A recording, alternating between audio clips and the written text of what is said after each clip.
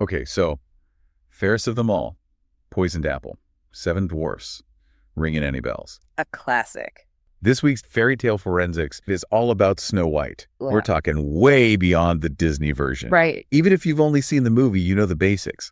Jealous queen, magic mirror, a princess who's a little too good at making friends with woodland creatures. Hold on to your fairy tale hats because we are going way beyond mirror, mirror on the wall. Like today we are really unpacking this thing. The poison. A poison apple, right. Um, The tech specs of that magic mirror and why those dwarfs might not have been quite as altruistic as we all thought. Totally. The story starts with Queen Adeline, who pricked her finger while embroidering by a window on a snowy day. Wishing for a child with skin as white as snow, lips as red as blood, and hair as black as ebony, her wish was granted with the birth of Snow White. Tragically, Queen Adeline died shortly after, leaving Snow White motherless and King Friedrich devastated. Years passed, and to provide Snow White with a mother figure, King Friedrich married Grimhilde. However, Grimhilde, while beautiful, was vain and possessed a magic mirror. This mirror, crafted by dark sorcerers, would answer her questions, feeding her vanity. As Snow White grew older, her inherent kindness and gentleness made her loved by all in the kingdom. On Snow White's 16th birthday, however, the magic mirror revealed to Grimhilde that Snow White was now the fairest of them all, instead of Grimhilde. Consumed by jealousy, Grimhilde ordered Humbert, her huntsman, to take Snow White into the forest and kill her. The huntsman could not bring himself to carry out the evil deed. He took Snow White into the forest as instructed, but instead of harming her, urges Snow White to flee into the forest and never return. What are your thoughts on that? Well, it's interesting because it really contrasts with the queen's, very external, almost fragile sense of power. And speaking of the queen, can we talk about her obsession with that mirror? Oh. It's like this constant need for validation. The queen seems so driven by what the mirror tells her. Exactly. And if we connect that to the bigger picture, Snow White's, natural, effortless beauty Right. becomes even more threatening. It's not just that Snow White is beautiful, it's that her beauty represents everything the queen fears. Youth, vitality, and a kind of genuine self-assurance that the queen, desperately craves from her mirror. That is fascinating. Okay, so let's unpack this. The mirror might decide who's the fairest of them all. Theory number 1, facial recognition, but amped up. Yeah.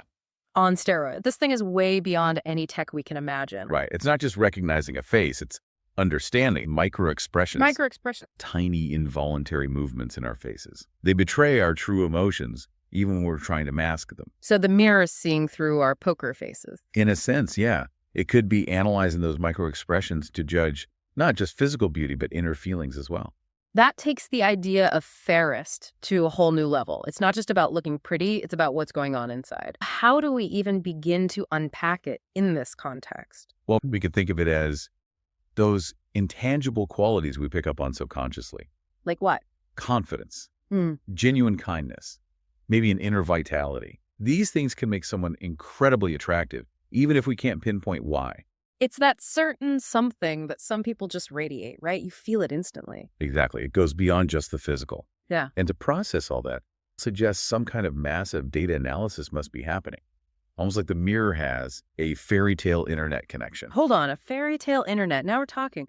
What is the mirror checking social media to see who's trending in the kingdom? So imagine the mirror is plugged into this network. Okay. Where people are just constantly ranking appearances. Constantly. All the time. It's like those old websites, but magical. Oh my gosh. On a magical scale. Yeah.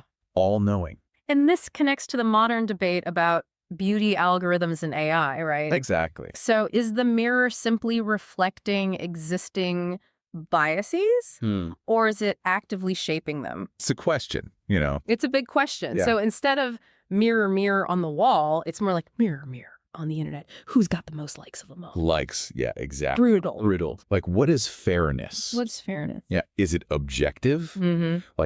Can you measure it with an algorithm? Yeah. Or is it subjective, Yeah. influenced by social trends, personal preferences? And what's really fascinating is this tech, it's already being developed. Oh, wow.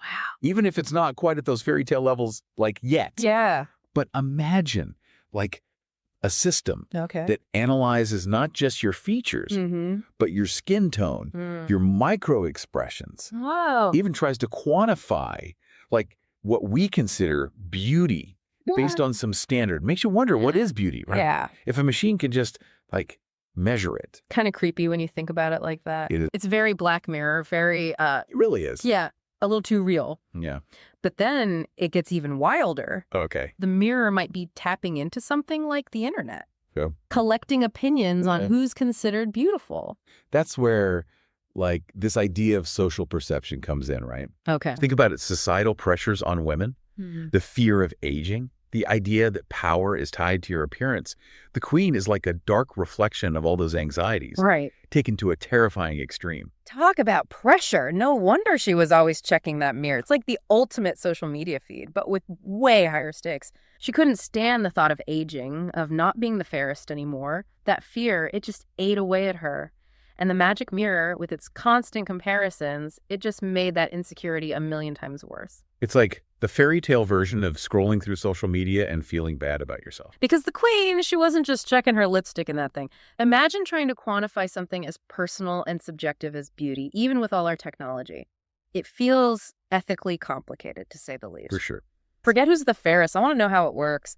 Imagine the tech specs on that thing. Right. Like as an engineer, this is where I geek out a little. Yeah. We're getting into the nuts and bolts of mirror on the wall. The technology involved there is mind-boggling. Seriously, where do we even begin with this thing? We're talking about a mirror that can show events happening far away, almost like a magical security camera.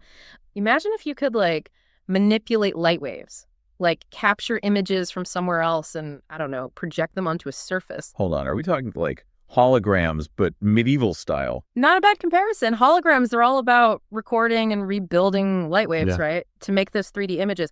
The magic mirror, the idea is the same. You bend light, you control it, you can capture images and show them somewhere else. Yeah, we're not talking a simple two-way mirror here. Yeah. This is high tech. Way beyond our smart home devices, that's for sure. But it's not just images, right? The mirror talks and like actually talks, not just pre-recorded messages. Like mystical Siri or Alexa. So now we're talking, what, some serious sonic engineering going on. For a mirror to speak, I mean, really form words without, like, visible speakers, it needs some seriously next-level acoustics. And don't forget, it can process information, analyze stuff, answer questions, even give opinions about who's the fairest in the land. Wild, right? But think about it. Analyzing the world, comparing beauty, having a conversation, that takes some serious processing power. What was powering this thing? Did the queen have, like, an enchanted outlet hidden back there? We're talking about a mirror that's not plugged into anything. There's no charging cable. This mirror might be tapping into something called quantum vacuum energy.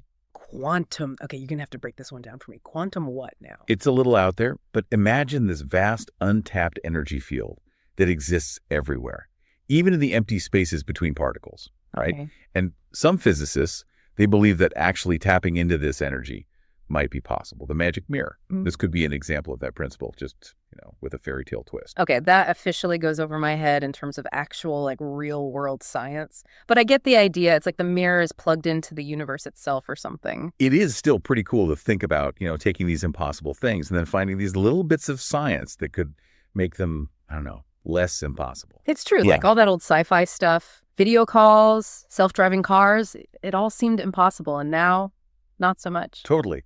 And speaking of that mirror, we talked about the how, but what about the why? Why was it so obsessed with, like, ranking beauty? Excellent question. The mirror's fixation on, quote, the fairest Yeah. is super interesting. Some sources suggest the mirror itself wasn't good or evil, but rather like a tool reflecting the user's own insecurities. So in the queen's case, it amplified her obsession with beauty, fueling her jealousy of Snow White. Kind of like social media today, right? Yeah. You log on looking for validation, and the algorithm feeds you exactly what you crave, even if it's not healthy. Precisely. The mirror was like a magical echo chamber, distorting her perception Yeah.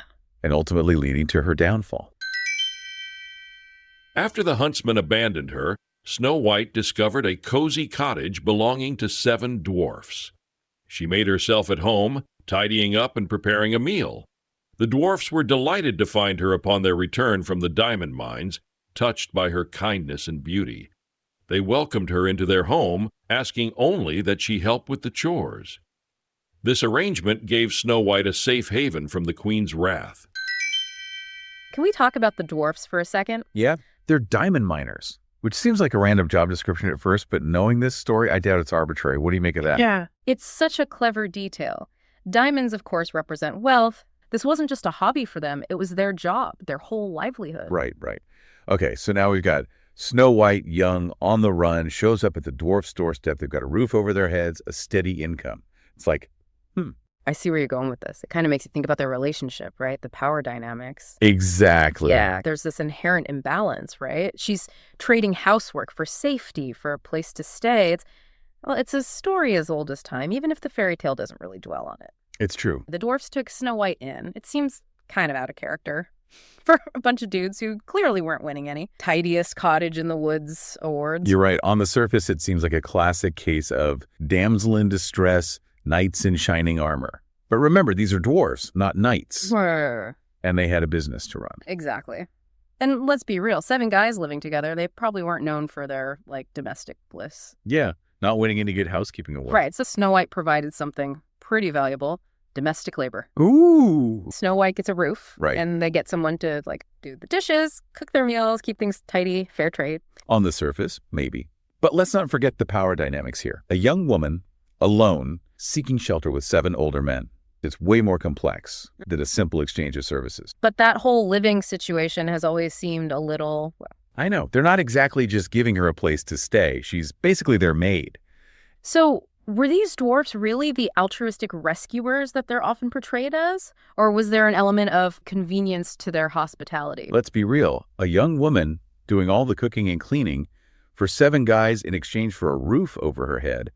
Not exactly a model for modern co-living situations. Right. They were miners, right? They Yeah. were gone all day. Snow White, she's vulnerable, she's alone. She provides domestic labor in exchange for food and shelter. It was a transaction, even if it wasn't a formal one. Which, to be fair, probably still a better deal than, wandering the forest and dodging poisoned apples. Essentially, yes. It's a transaction. A dynamic that might make some modern listeners uncomfortable. Yeah. After Snow White takes a bite of the poisoned apple given to her by the disguised Queen Grimhild, she falls into a death-like sleep. Believing she is dead, the dwarfs place Snow White in a glass coffin on a hillside surrounded by flowers. They keep watch over her day and night, and animals from the forest visit her coffin. Let's talk poison apples. I always just figured, Yeah. super strong sleeping pills. And what I find so interesting is that the poison itself, it's very specific. It couldn't just be any old poison. It had to create that death-like sleep. We're talking a coma so deep it could mimic death. Yeah. Not your average Granny Smith. So not the apple you want to pick up at the market. No. Okay, so that's officially terrifying. But how did one bite knock Snow White out cold? That seems a little too convenient, even Yeah. for a fairy tale. It suggests a level of sophistication. Well, one of the possibilities, and this is where it gets really interesting, is this stuff called tetrodotoxin. Okay, break that down for me. It's a neurotoxin, so it messes with your nerves, and you find it in, get this, pufferfish. Wait, like the fish? As in, that's a delicacy. The very same. You don't normally picture pufferfish hanging out in fairy tales, do you? Not really. Yeah. So tetrodotoxin, what's it do? In high enough doses, it basically paralyzes you. Everything, including, the muscles you need to breathe. So it would look like you're dead. Pretty much. No wonder the dwarfs were fooled. Okay, so maybe the magic apple wasn't so magical after all. Maybe not. But tetrodotoxin isn't the only contender for the poisoned apple. The analyses also suggest atropine as a possibility. Now, atropine, that rings a bell. Doesn't that come from, a plant? It does. Belladonna, also known as deadly nightshade. Historically, it's been used for medicinal purposes, but unfortunately, it's also been used as a poison. So not just something out of a fairy tale, then. It really existed. Exactly. And in the right dose, atropine can induce a coma. Basically, it disrupts your nerve signals, a biological jamming system almost. Mm-hmm. In high doses, it can be lethal, absolutely. But in smaller, more controlled doses, you can get some really interesting effects. Like hallucinations. Hallucinations, delirium, and yes, even that deep, coma-like sleep that we see with Snow White. So it could explain that death-like sleep without actually being, immediately fatal. Okay, I'm now picturing the evil queen with her little garden. tending to her poisonous plants. Kind of changes her vibe, doesn't it? From evil queen to, like, evil botanist. She knew what she was doing. But the poison itself is only part of the equation, right? One bite of this apple and Snow White's down for the count. So are we talking like a magically enhanced super apple here? Well, it's possible that the apple wasn't just poisoned, but that the poison itself was engineered to work in a very specific way. One of the sources dives into something called microencapsulation. Micro what now? Is this where I need to brush up on my potion-making vocabulary? Not quite. So imagine the poison in, like, tiny, tiny capsules, too small to even see, that only break open when bitten. Oh, wow. It's targeted delivery, wickedly clever, and these capsules could be embedded within the apple itself, designed to only burst open and release their payload when bitten into. So like a poison time-release capsule, but in apple form, that's both incredibly ingenious and incredibly terrifying. Right. It really speaks to the lengths that the queen was willing to go to get rid of Snow White. Sinister. She had to have some serious knowledge of her poisonous plants, right? This wasn't just a casual, oh, I brushed up against a stinging nettles kind of situation. This was next-level poison expertise. Exactly. I mean, this is a woman who was obsessed with beauty and, more importantly, power. It's not a huge leap to imagine her dabbling in some of the darker arts to maintain both. After Snow White fell into a death-like sleep from the poisoned apple, the dwarfs were devastated. They couldn't bear to bury her, so they made a coffin for her out of glass, lined with silver and gold. They placed her coffin on a hillside where her favorite flowers grew and took turns guarding her day and night. A considerable amount of time passed, and Snow White remained unchanged in her beautiful sleep-like state. Through all of this, the dwarfs continued to watch over Snow White, never abandoning hope that she would wake up someday. Wow. But what about the fact that she was essentially untouched in that glass coffin for who knows how long? Talk about defying decomposition. Right. What's the fairy tale explanation for that? Right. It's definitely a detail that sparks curiosity. Yeah. Okay. Creating a sort of stasis field that prevented decay. So like a magical refrigerator, but for princesses? In a sense, yes. It Yeah. speaks to a level of magical technology Got that, while fantastical, Okay. is incredibly intriguing. Totally. One day, Florian, a prince from a nearby kingdom, was riding through the forest and came across Snow White's glass coffin. He was captivated by her beauty and learned her story from the dwarfs. When Florian kissed Snow White, the apple fragment became dislodged from her throat, waking her from the sleeping death curse. Florian and Snow White fell in love instantly. The dwarfs were overcome with joy at this turn of events. Snow White, promising to visit, left with Florian to his kingdom to be married. Snow White, unconscious from the apple, awoken by true love's kiss. It's an iconic image, but it often gets criticized for being a bit simplistic, even passive. What are your thoughts on that? It's interesting that you say passive because the biggest head scratcher in this entire Snow White story, it has to be that kiss. I mean, come on. Even with all the magic and the talking mirrors, you try explaining that one with science. The prince's kiss. The quintessential fairy tale solution. It's what everybody waits for, but as narratively satisfying as it is, scientifically speaking, Yeah. it's a tough one to explain. Okay, so we've got Snow White out like a light, and all it took was a bad apple. It was a very precisely poisoned apple, if we're being honest. Right, right. And then, of course, Prince Charming shows up, hears whispers about this legendary beauty, leans in, and boom, one kiss, poison vanquished, true love's kiss for the win. Yeah, every time. Every time. A poisoned apple I can get behind. A talking mirror, you kind of lost me, but I'm here for it. But this kiss, romantically, sure. Scientifically, I have questions. As you should. It's highly unlikely that a kiss alone could counteract a poison that potent. Right. But in the spirit of exploring every single possibility. Okay, I'm listening. Hit me with your best shot, science. All right. So the first theory actually goes back to the poison itself. Remember how we were talking about it possibly being microencapsulated in the apple? Yeah, the whole time release poison apple. Right. Still not over that. So some sources propose that the actual physical act of the kiss, the pressure, maybe a little bit of a jolt, it could have dislodged any remaining poison. So like a fairy tale Heimlich maneuver. Basically, but with a more romantic twist. I kind of love it. Right. Of course, the chances of that actually working are incredibly slim. But It's not totally impossible. And hey, it fits within the rules of the story. Yeah, I'm willing to suspend my disbelief on that one. Okay, so what's the other theory? Does this one involve true love somehow defying the laws of physics? Not quite, but it does get a little bit into some interesting neurological stuff. So remember we were talking about how belladonna disrupts the nervous system, like it's a jammer? Yeah, like hitting the pause button on all her vital functions. Exactly. So some sources suggest that the sensory input of the kiss, the touch, the sudden rush of emotion, maybe it acted as a kind of system reboot for Snow White's brain, like a surge of stimulation that jolted her back to consciousness. So the prince wasn't just a pretty face. He was a human defibrillator for her nervous system. Yeah, in a manner of speaking. And it's not entirely different from how people in comas, sometimes they can be brought out by familiar voices, or sensory stimuli. The idea is that the prince's kiss, especially with like his genuine affection for Snow White, it provided that jolt of neurological activity that her brain needed to kind of break free of the poison. Wow. So less about true love's magic, more about like basic physics. I love it. Okay, before we let everyone get back to their regularly scheduled programming, we've talked toxicology, we've debated the merits of magic mirrors, we even uncovered some, let's say, uncomfortable truths about the dwarf's living situation. Yeah. What's like the one thing you want our listener to take away from our Snow White deep dive?